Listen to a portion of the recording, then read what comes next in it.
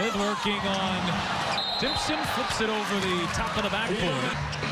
And now Cunningham beats everyone back, but can't finish at the rim. Angel Reese was smiling last night as she watched the game between the Indiana Clarks and the Dallas Wankers. In the interest of diversity, in the interest of unity, in the interest of togetherness, Sophie Cunningham decided to keep Angel Reese company. Sophie Cunningham decided to completely whiff a wide open layup. So Angel Reese would no longer be the most high profile player in the WNBA who can't make easy shots.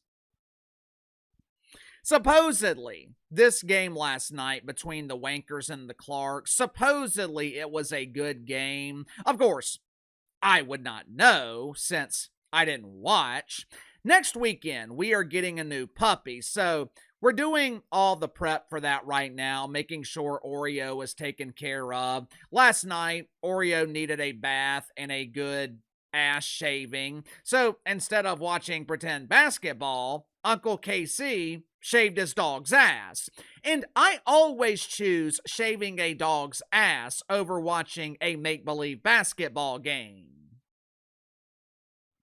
All kidding aside, I heard the game was actually good last night. But once again, no one is talking about the actual game. The dominant conversation is focused on what happened before the game. Check it out for yourself.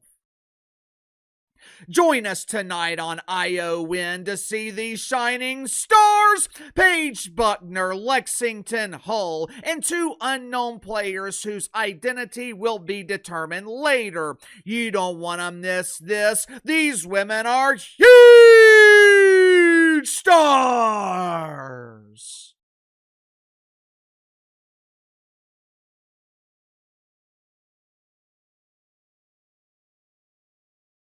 Who? Lexington Hull? Jane Doe? This is who the WNBA is promoting to generate interest? Uncle KC, this was not the WNBA. Ion created this promotion. Yet whether the WNBA was responsible or not, it really doesn't matter. The perception is the only thing that matters. And the perception is, and always has been, the WNBA does not like Caitlin Clark.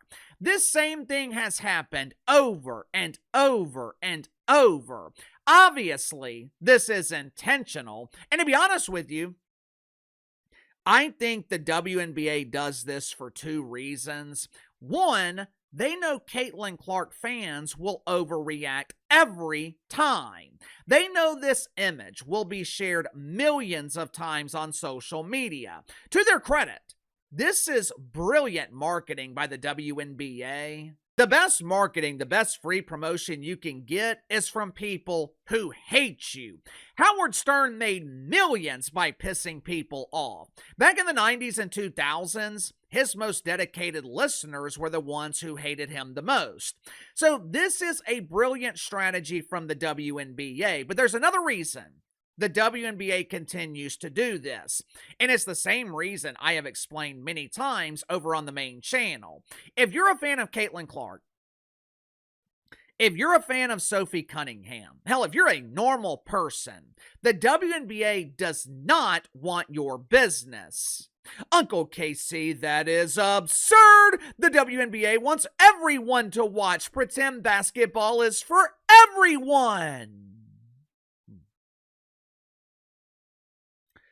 Pretend basketball is not for everyone. The hardcore fans of this league, along with a sizable portion of WNBA players, or as they were known in high school, dorks, they view the WNBA as their league.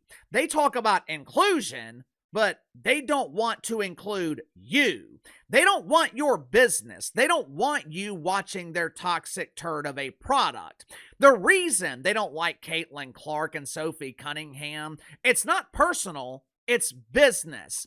they don't like what Caitlin Clark and Sophie Cunningham represent, which is beautiful, normal American women. Women that other women can relate to. Women that attract men.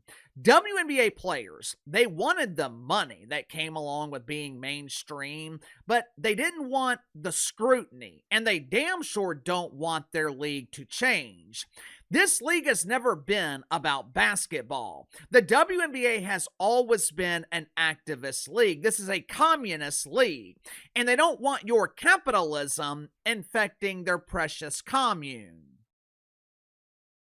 Question is, why are people still watching? Had someone tell me the other day, we're gonna change the WNBA. This is our league now.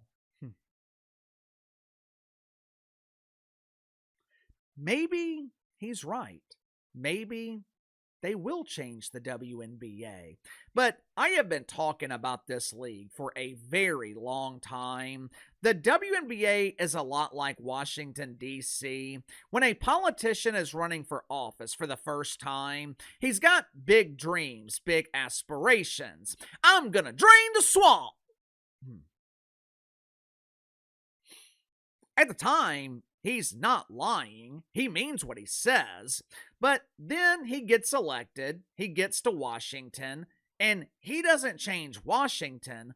Washington changes him. It is the same thing in the WNBA. Talked about this earlier this week with Dejanay Carrington. You don't change the WNBA. The WNBA changes you. And if you refuse to comply, if you refuse to change, you end up like Candace Wiggins, out of the league.